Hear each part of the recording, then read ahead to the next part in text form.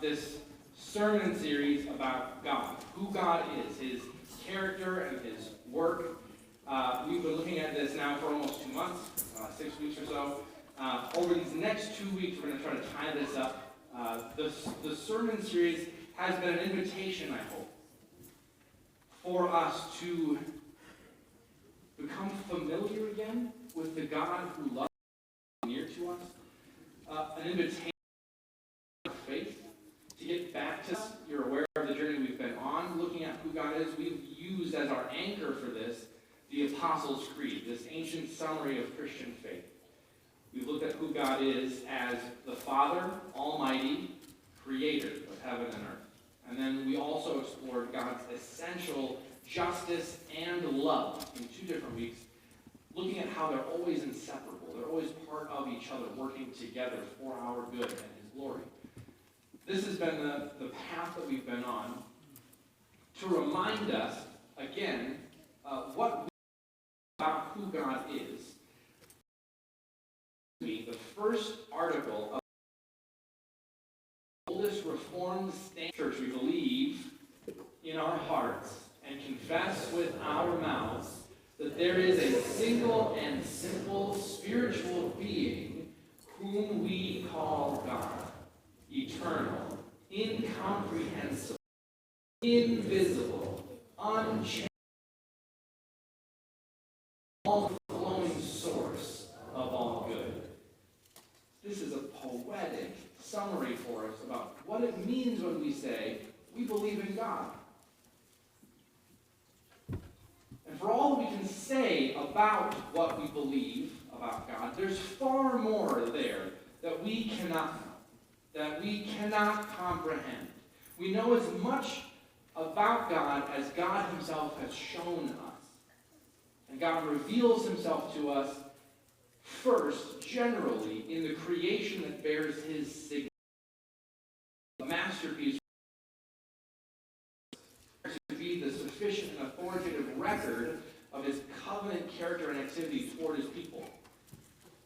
This morning we look at one of the passages that has been central to God's covenant people when it comes to understanding God and our relationship with him. God speaks to his people in the desert in Deuteronomy 6. Hear these words. Hear, O Israel, the Lord our God, the Lord is one. You shall love the Lord your God with all your heart, and with all your soul, and with all your might. And these words that I command you today shall be on your heart. You shall teach them diligently to your children, and shall talk of them when you sit in your house, and when you walk by the way, and when you lie down, and when you rise. You shall bind them as a sign on your hand, and they shall be as frontlets between your eyes. You shall write them on the doorposts of your house and on your gates. This is God's word for us this morning. Thanks be to God. For as long as Israel has been God's covenant people, they've meditated on these verses. This is sort of their, I don't know if there's an equivalent. It's like their Lord's Prayer, I guess. It's a devotional practice, day and night, for devout Jews to pray these words, and they carry them with them, just as the Bible commands. These are not the only significant verses for devout Jews, but for all of us, these are and can be central to what it means that who God is and how we relate to him. Jesus Christ looked to these formative verses to answer the question, what is the most important commandment? So, being believers of the whole Bible and recognizing God is revealing himself in the whole Bible, the Old Testament and New, Jesus is anchoring us in the Testament with this passage about who we are and what he expects of us. These verses are simplicity. Particularly the first verse, which is sort of the hinge of all this. Verse 4 says essentially this, if I can paraphrase. Listen. Or even better, listen and do is sort of how the Hebrews would hear that.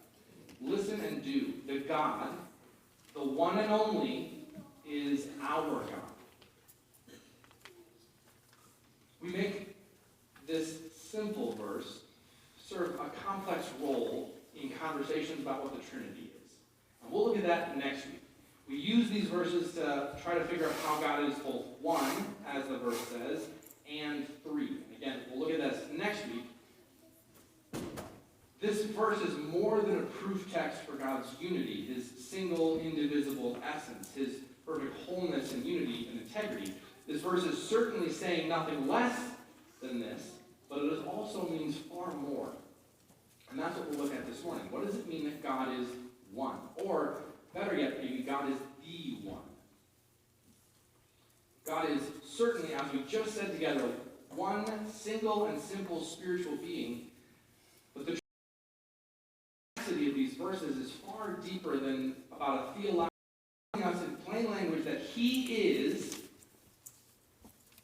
and there's nothing else.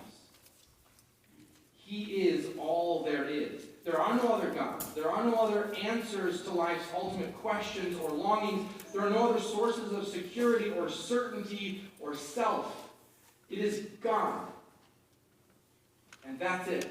That's what this verse ultimately means for us. And what's more, God continues by telling us that his singular, essential wholeness, all of who he is as the one and only God, is bound in to us, to you and me, those who are in him, so that we can dare to claim the God as our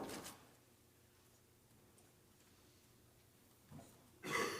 I want that to soak in this morning. Let that wash over you. The God, the one and only, who created all things and sustains all things and orchestrates all things for his ultimate purposes, as we've seen over these last several weeks. This God, the God, has invited you into a personal relationship with himself, so that you can call him.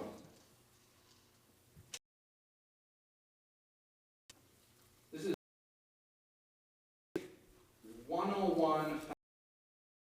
So if this is a new idea for you, that's okay. But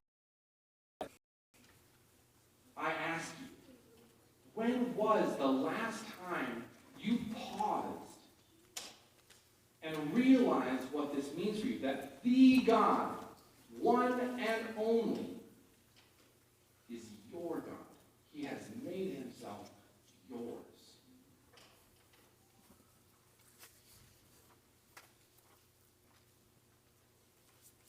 When we get this, when it connects in us, we have to respond. The typical responses are to say, yes, with everything that I am, yes, or no. And God lets us make that choice. That's been part of this whole story.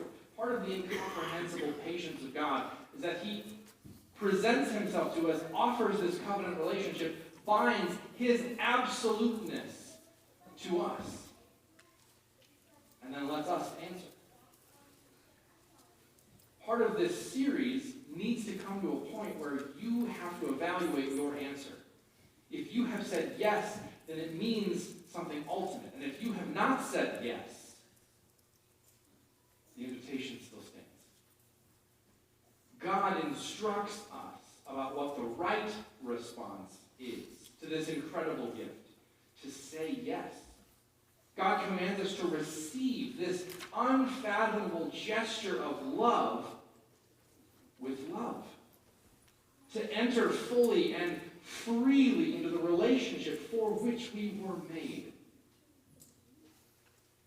Vibrant faith starts convinced that the God, our God, when we start from that place, we enter into a process of realignment.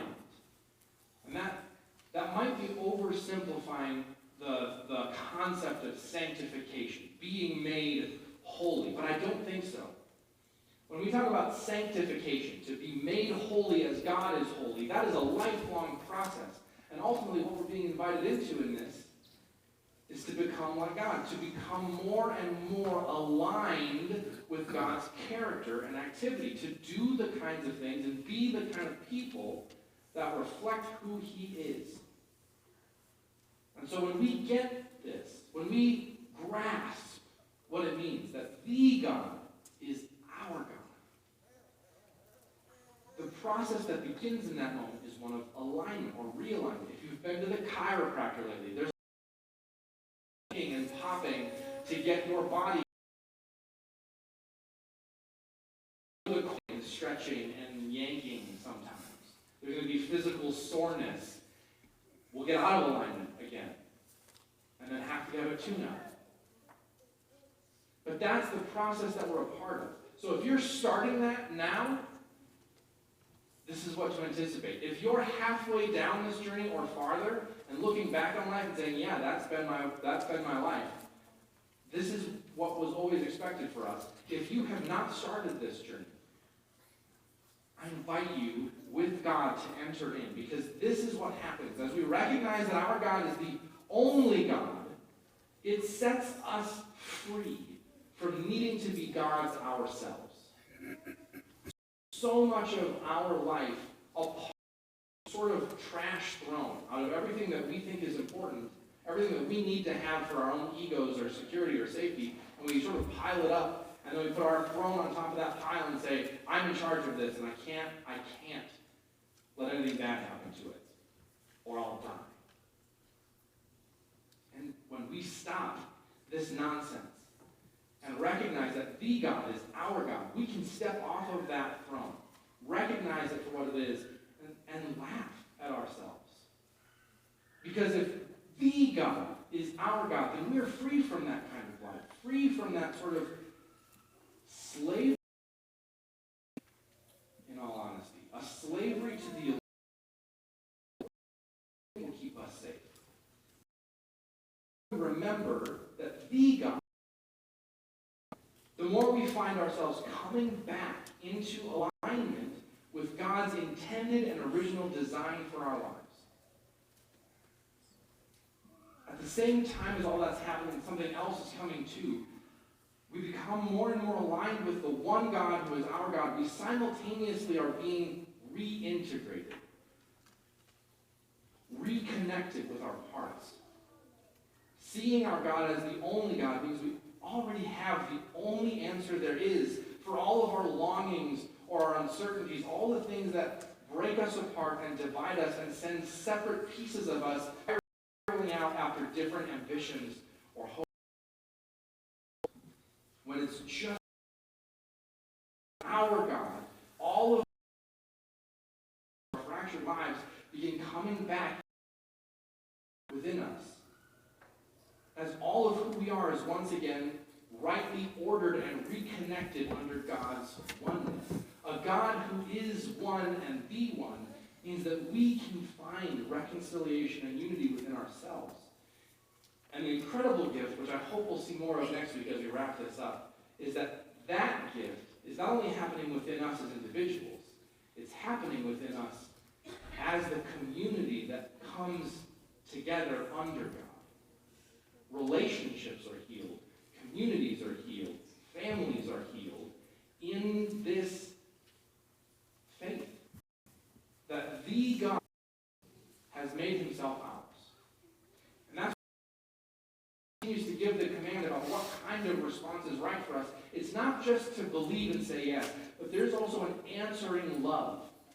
A love that comes from this reconnected, reintegrated person, all of who we are.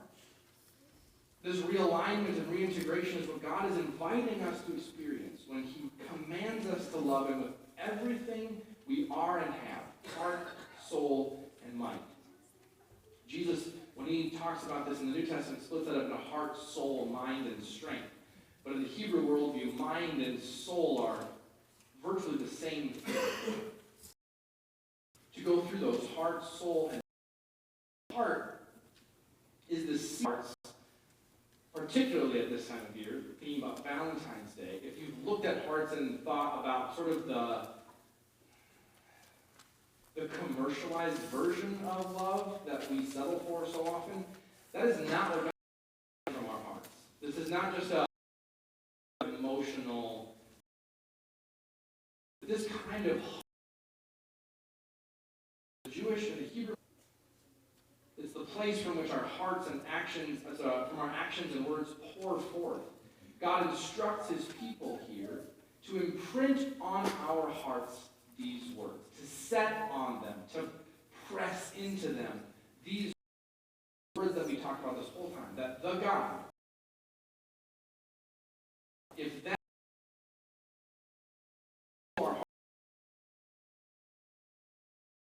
to which our hearts beat, everything that we do and say dances to that same rhythm. What we say to our kids, what we say to our spouses, God has instructions about that. He asks us to let all of our words be this, that we are God's, the God. When we talk to our kids, when we talk to our spouses, when we talk to the bagging our groceries or serving our coffee, everything that we be marked by the reality that God is ours and we are his.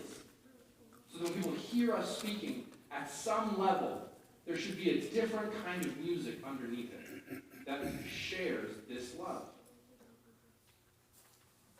God also asks us to start and end our days with this kind of reflection and meditation. That we are God's and he is ours. With God's saturated hearts, God becomes the pattern of our speech and our actions. Relationships and gestures are all transformed more and more. Again, gradual realignment. And deeply connected to the self, the inner dynamic of who we are, our thoughts and our ponderings and our passions. God commands us to love him with our innermost being by living outwardly what we have discovered inwardly. This is not just about us holding God close in our hearts, but letting that ripple out from us in all of our being, to be whole people, as God is whole and one. God commands people to set these words, again I'll repeat them, that the God, the one and only, is our God. To set those words between our eyes, to fix them like a pair of spectacles. It's glasses through which we see our world differently. When we fix to our eyes the glasses, the spectacles that correct our vision, that everything we see, everything that happens to us, everything that's around us, God has it. God is on the throne. God is in control. There is one and only one God, and he's my God. That changes reality and our perception of it radically. With God's saturated vision, we see the world radically differently through the lens of love. We make radically different decisions in the world. Decisions to love and to be brave with our souls toward others. To practice open vulnerability that invites and increases relationship rather than breaks it and fractures it. The third piece is our might. God asks us to love him with all our might. To bring to bear in love toward him all things our strength. Strength is a good way to think about it, our bodies. To worship him and to love him with our bodies. God specifically mentions the hands. To set on our hands. The God, the one most saturated, God-marked hands. Even our simplest actions and reactions to things make God's absolute lordship visible to ourselves and others. It would be a sign, it's written here. A sign to us and to others about who is on the throne. This might, in quotes, can also mean what we have. It's our stuff. The Hebrew word is actually really imprecise. In Hebrew class, we learned that the word for might here, with all your might, is not actually a noun. It's a modifier. It's closer to like much or very. So literally, this would be love the Lord your God with all your heart and your soul and your very. With all of your whatever, with everything else. Their literal buildings and their gates, the boundaries of their homes, with these words. The God, the one and only, is our God. Saturated homes, God Everything, the things that we have are not even our own, but simply on loan to us, and possibly not even for us. Quite possibly what we have is given to us for others. And maybe that's a new idea. Maybe that's all you get out of this one. That God owns your stuff and might have a plan for it other than yours. I ask you to ponder that and do. Have you made God, the one and only God, the God of your tractors or your pickup truck? Have you made God, the one and only God, the God of your closet or your fridge? Have you made God, the one and only, look like for you to put a post-it note on these things that say property of the one and only God? How would that change how you interact with your stuff this week? Because that's the reality that we're waking up to. That all of us, all of who we are, and all of the things around us are God's. This is an absolute truth that the world rejects and hates. That I would stand in front of you and, 15, 30 times tell you that there is only one and only one God? But that's the reality that all of Scripture and everything that we believe has been pointing to. That if this is who God is, then this is God, and there is no other. And if that's true, then we have to respond. Because is that this God, the one and only God, has made himself your God, has reached out and invited you into the possibility of a relationship with this being. The invitation, the commandment even, to love him with all of who we are, our whole being, is a command which we cannot perfectly obey. Again, the process in front of us, the path in front of us, is one of continually coming more and more together in alignment with him.